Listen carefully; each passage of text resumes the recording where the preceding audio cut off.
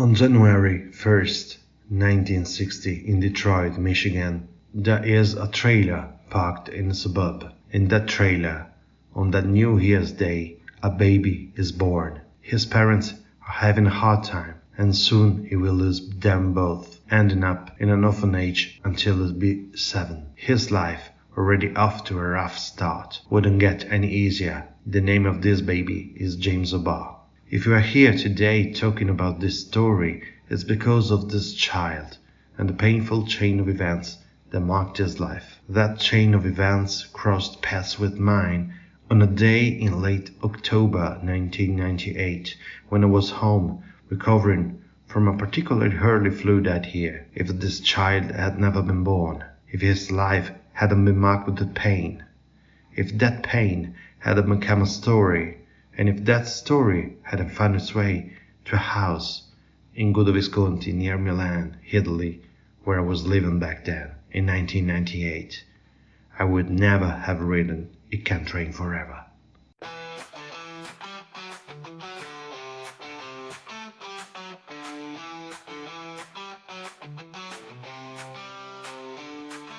Logbook memories of a distant time. New lands, new hopes, a new tomorrow. Logbook marks the course towards the horizon where the heart clings.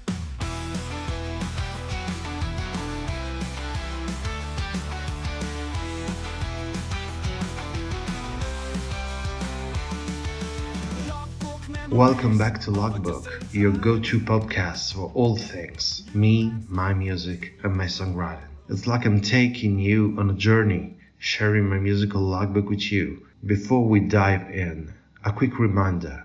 If you haven't already, hit that like button and subscribe to the channel. Turn on those notifications so you'll never miss a new upload. There's no better way to support me, and it's totally free for you. Now, back to the story.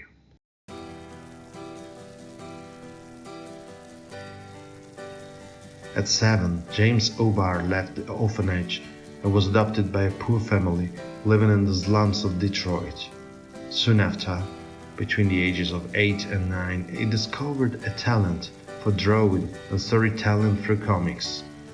Drawing became an outlet for his feelings and emotions. He filled the notebooks with drawings, inventing stories set in violent, dramatic, and unforgiving environments, mirroring his own life in the roads of Detroit. Life, however, had more trials in store for James O'Barr. In 1978, his girlfriend, Beverly, was struck and killed by a drunk driver. This latest tragedy led him to make a life-changing decision to leave Detroit and start over. He sought discipline, structure, and a way to escape his tormented thoughts. He joined the Marines, undergoing rigorous training. In 1981, he was stationed in West Berlin, Germany, yet he never abandoned his pencil and paper. During this time, he began to conceive a comic book, a story that would help him exorcise the demons of Beverly's death. You can't rain forever, because soon the sun will come to dry up our weeping and maybe light our way back home. The story was about Eric Draven and his fiancée, Shelley, brutally murdered by gangs of criminals in the days leading up to Halloween. A crow, imbued with supernatural powers, grants Eric the ability to return from the dead to seek revenge on his killers. It's a story about love, loss, death, and rebirth, with a gothic, dark, and decadent atmosphere. The Crow, as the comic was titled, was first published in 1988 and reprinted in 1992. His success was steady and growing. James O'Barr left the military to pursue his art full-time. The comic was adapted into a film directed by Alex Proyas, starring Brandon Lee as Eric Draven. But again, the tragedies are far from over. On March 31st, 1993, just 3 days before filming was to wrap, Brandon Lee was accidentally killed on set by a prop gun. The film was released in May 1994 to critical and commercial success, but for all the crew, the family, and of course James O'Barr himself, it was another devastating loss. He fell into a deep depression, but eventually recovered.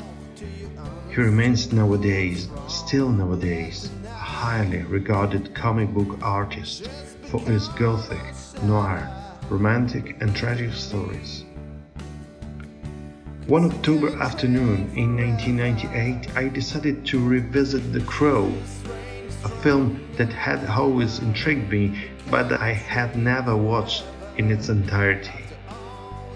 The film was a revelation.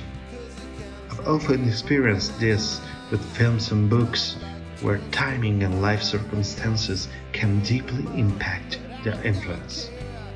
The inspiration right after watching the movie was such that I wrote down the song right after.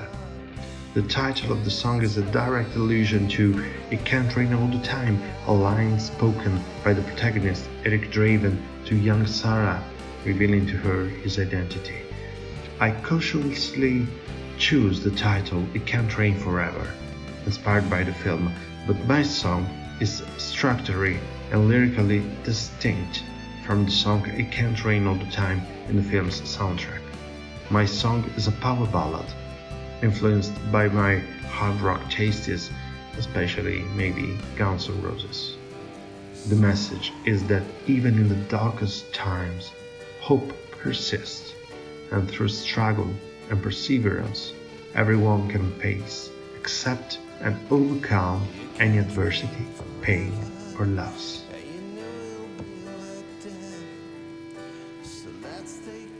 It Can't Rain Forever marks a turning point between my early songwriting days in the 90s, my teenage years, and the beginning of my 20s.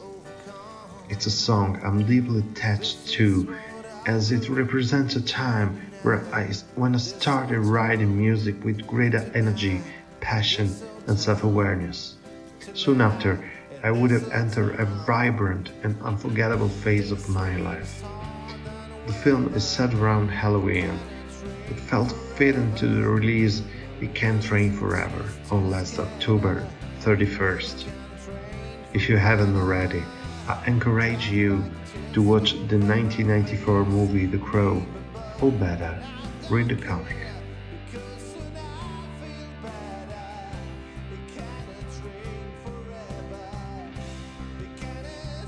The film concludes with a passage, and with these words, I bid you farewell today and look forward to see you next episode. If the people we love are stolen from us, the way to have them live on is to never stop loving them. Buildings burn, people die, but real love is forever.